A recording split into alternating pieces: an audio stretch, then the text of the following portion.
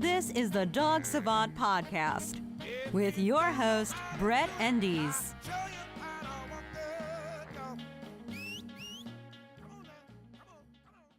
Hello, and welcome to the Dog Savant Podcast. I am Brett Endies. I'm your host. I'm a Los Angeles-based dog trainer, and I specialize in problem behavior cases and puppy development. And the reason why I started this podcast was to help you if you are somebody who doesn't have good quality dog training or wants to learn how to understand your dog and help them solve their problems or train them better. I want to put this information out there that has helped many people over the years of doing this in the real world. So I know it's been proven to work. It makes the dog's quality of life better.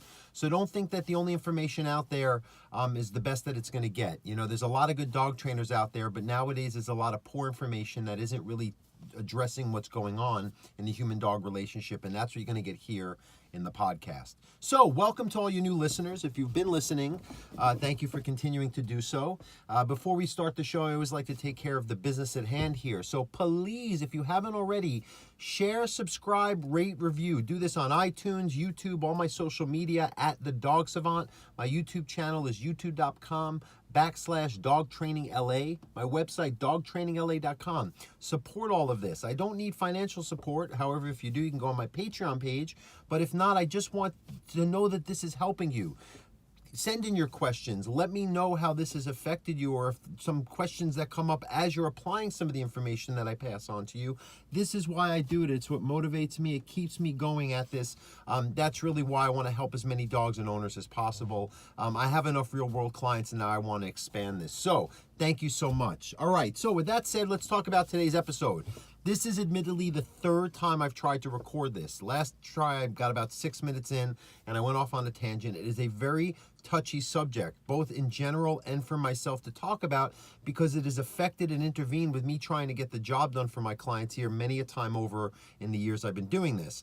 What is that about? So today's episode, number 49, I believe it is going to be about how veterinarians have a difficult time. Not all, I don't want to generalize, but many veterinarians who subscribe especially to the purely positive agenda have a very difficult time staying in their lane when it comes to dog behavior. Meaning that they will tell owners that what they understand or what should happen for their dog's behavior is better than what an experienced, balanced trainer, not just like myself, but many other trainers I know who do a good job, have to deal with this as well, as far as they know better than these experienced professionals who are working in applied real-world settings, dealing with these dogs day after day in the situations that are creating the issues where a veterinarian is good for what they are. And I always use the example that I would not go to my primary care physician for psychological advice to help me with my anxiety.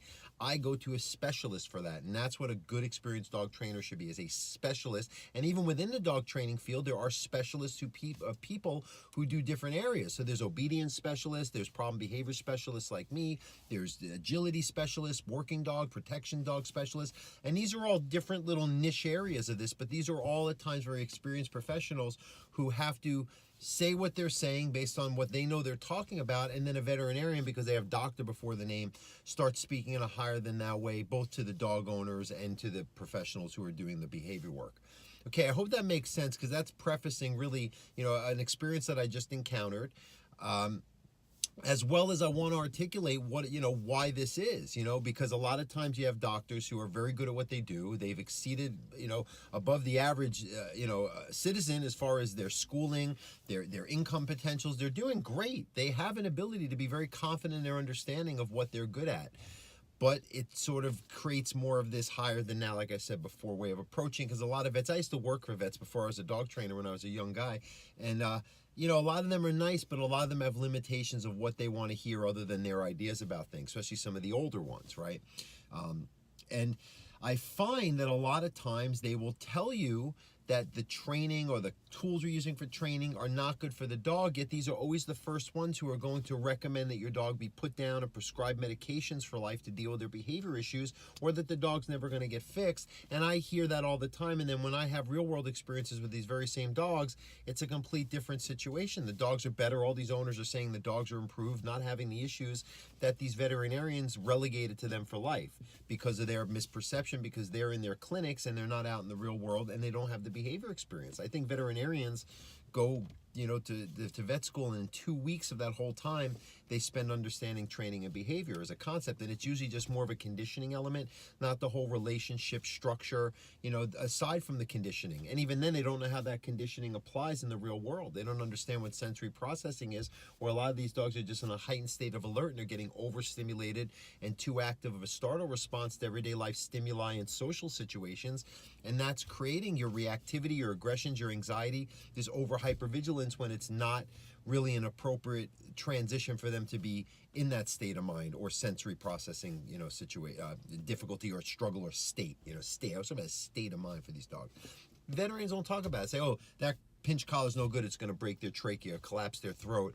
Put them on a harness and give them medications. That'll solve the problem. It doesn't, and it really makes it worse, and it's doing the dogs a disservice. And I think a lot of also veterinarians, my whole thing is I'm bluntly honest with people. I'm going to tell you some harsh truths if it has to be said, if it's for the sake of helping your dog and the reason why you hired me, right? Some people don't like it, but that's the truth. I find a lot of veterinarians like to stick to this more politically correct way of dealing with their clients because they don't have to get so personal. See, this is a different thing that I do because I'm in these people's houses kind of injecting myself into their family dynamics with their dog and addressing things that maybe they keep behind closed doors. And that's what people as a family psychology is like as well. You have to dig deep. Not as deep, but it's still a relationship we have with our animals in a common shared environment like our home or the experiences we have with them. And that's where the rift happens and you get these behavioral issues that veterinarians just won't talk about. Now, there are good veterinarians. I've had probably at least a dozen clients that have been veterinarians and wanted better for their dog. And there's one I've worked with recently, and she's friends. I won't say her name. She's a great vet, and she gets it. And I think that her clients sometimes she has to present herself as like, I'm not doing with my dogs what I know I do with my dogs as far as using pinch collars and tools, because she has a business to run and all that in a practice, but she does get it. And I think there are more vets. There are vets that are more evolved, have a background. I know some trainers that were trainers and became vets, or vets that went and took courses or workshops or took apprentice with another just real dog trainer behavior person, to gain more knowledge, to understand these cases, or be able to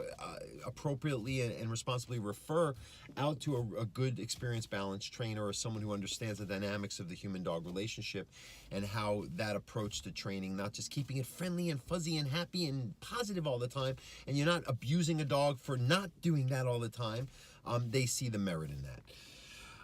Let's see, what else am I going to talk about here? Well, let's talk about, medications, because I actually, unlike many other trainers, I have a degree in psychology, and I've taken enough courses in, neuropharmacology to understand that sometimes with, you're tinkering with something that shouldn't be tinkered with.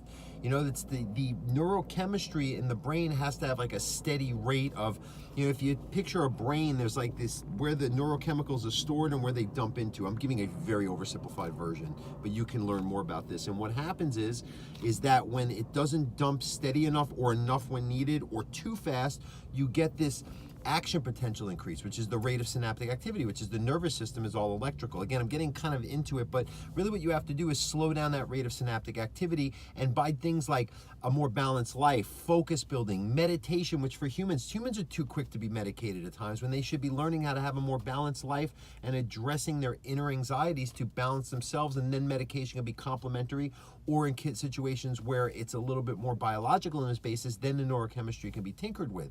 Here's the issue with dogs. Their natural state is balance. It's just that they live with us, that they have anxiety, so we have to adjust us and the environments we share, and then in most cases there's no need for it. And that's why I see is a lot of these vets, they don't even understand how to achieve that without flooding a dog with dopamine, or giving them the Prozac that creates this neurochemical dump, or modulating it, when you should teach the dog the ability to do that without clouding their ability to even be conscious. Because a lot of these dogs I see on medication are really not that conscious. They're kind of out of it, and they don't take the training the way a dog that's, even though it might be a little high alert and hypervigilant, I can work with that. That's some fuel that we can direct into the right space and create that state of mind that's appropriate, creates calm balance organically, and then it conditions into itself. I hope I made sense in that. I know what I'm talking about. I apply what I'm talking about in real world, but sometimes these abstract ideas I get, like I've said before, well, I have no idea what he's doing. If you can't get your head around it, go look into more of the videos that further explains and elaborates and even physically demonstrates how this can be achieved. And maybe if still it doesn't resonate with you, you may have to move on and go to purely positive Zach George stuff, because that guy's got all the stuff that makes you feel good and what you want to hear, even though it might necessarily be what's actually happening or what your dog requires. Okay, so let's see. Sometimes I get a little roll there, and I get these good things come out of me. I just hope they make sense from your end, because they're just my perception here, right? Okay, so let's see. What else should we talk about here? Let me answer a question. I don't know. Did that make sense? Did I address this reason why vets sometimes should stay in their lane? I don't know. Tell me if there's more I should be talking about with this. If there's anything else that, maybe elaborated on your own experiences. I know I had, that's what I'm talking about, the client. Okay, so this is what kind of gave me the fuel for this podcast. Let me open a window too. It's very hot here right now. I'm actually not driving, guys. Imagine that. I'm just sitting in the car waiting for a client at a dog park. It's a nice time to move and stretch and all that. So she's been working with me. They had 3 dogs, bully breed dogs.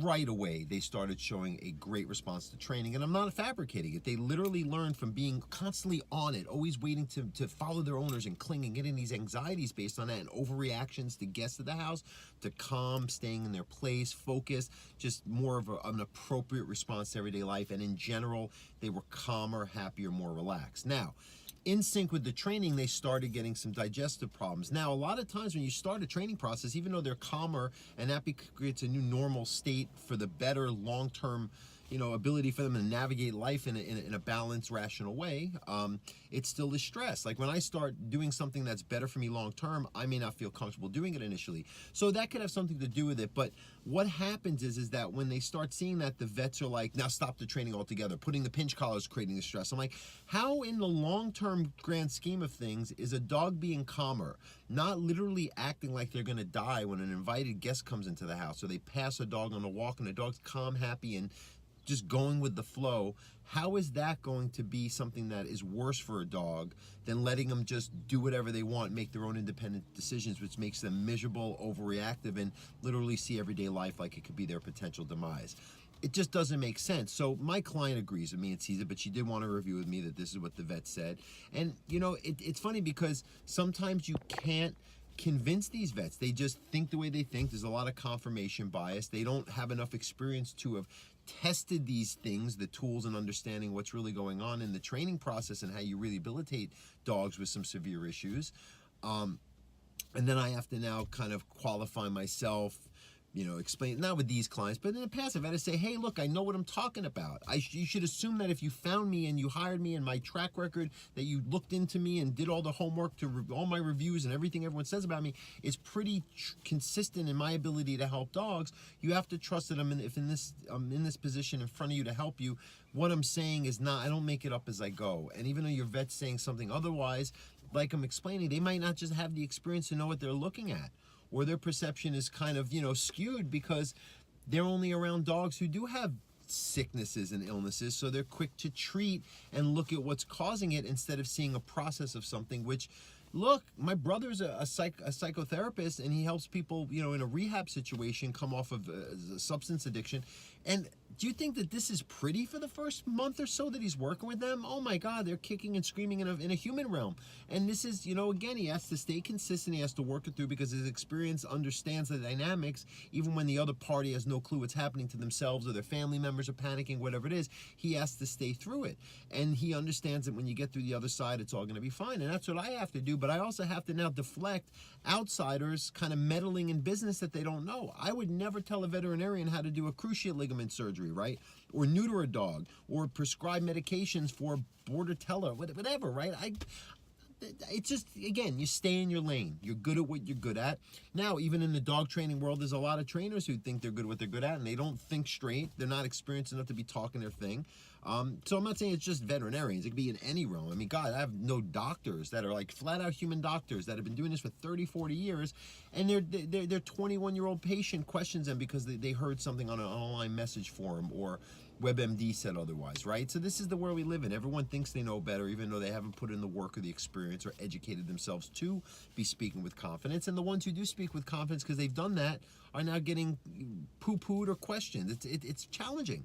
But we stay strong because we care about the dogs and we want to help as many as possible. Right. That's why I'm doing this podcast for you guys. That's why I go off on tangents and I will put it out there because I want to share the passion. I care. I give a shit, guys. And I want you to as well, whether it be advocating for your dogs, showing your dog that enthusiasm to create this new lifestyle or teach them things that you have to integrate into your life better with them, or any element of your life, even if it's non-dog related. I'm not a personal motivator, but this type of thinking can get you through. That's why I do those get out there with your dog videos. Just maybe a client or two or one of you might see me doing it and say, hey, you know what, I'll walk my dog today too, or do a little training as well. Just a little bit is better than nothing, okay?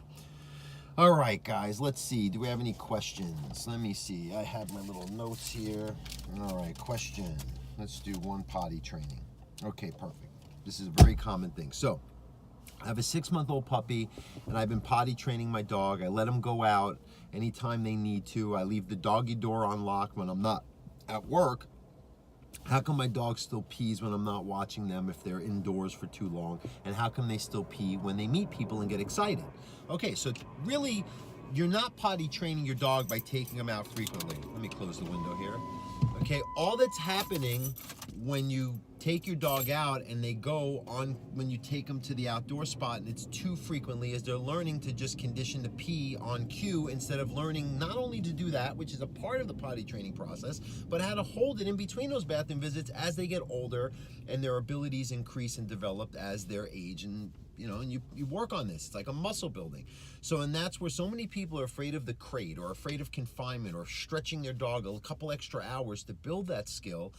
And it creates a weak bladder. So you get a dog that if they're not accommodated and you don't have the door open or they're in a place where it's not convenient, they're going to just decide to go because they don't know how to condense everything into one-shot deal, empty the system, and then go longer and longer.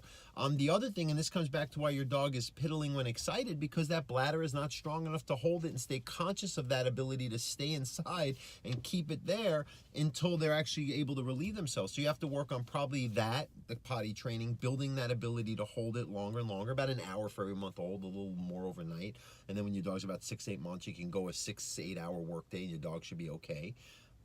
But also some focus and ability to not get overstimulated when it sees new people, because I think a lot of that is what's driving the peeing. Your dog probably has a little bit of a impulse control issue. I'm sure your puppy, when it sees someone, it autonomically gets a nervous system response instead of just happily observing and wagging their tail. Instead, it feels this frenetic instant response at people appearing or moving around them, and then the body of the dog feels pulled into it and wild, and you get biting and jumping and frustration on a leash.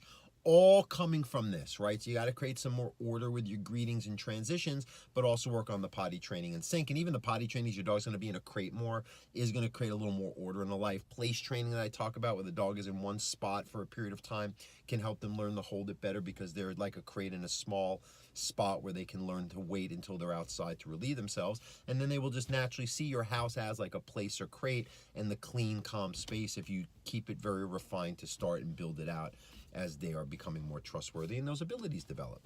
But everyone thinks it's so mean, but you're creating more structure now so the rest of their life can be free. You definitely give them enough exercise, walks. Everyone's afraid of keeping their dog on a leash or crated or confined. Get your dog enough steps in a day, and it's no biggie that they're in a box a little bit more for a few weeks to learn these skills, because they should be pooped and tuckered out anyway, right? So take the time, invest in your dog, make the effort, but be a little more strict and not so accommodating. That's why those dog bells don't help, because they have a dog always be accommodating, and life isn't going to have your dog go out every hour on the hour. They need to learn that skill as soon as possible early in life. That's why with puppy cases, I stress that right from the get-go.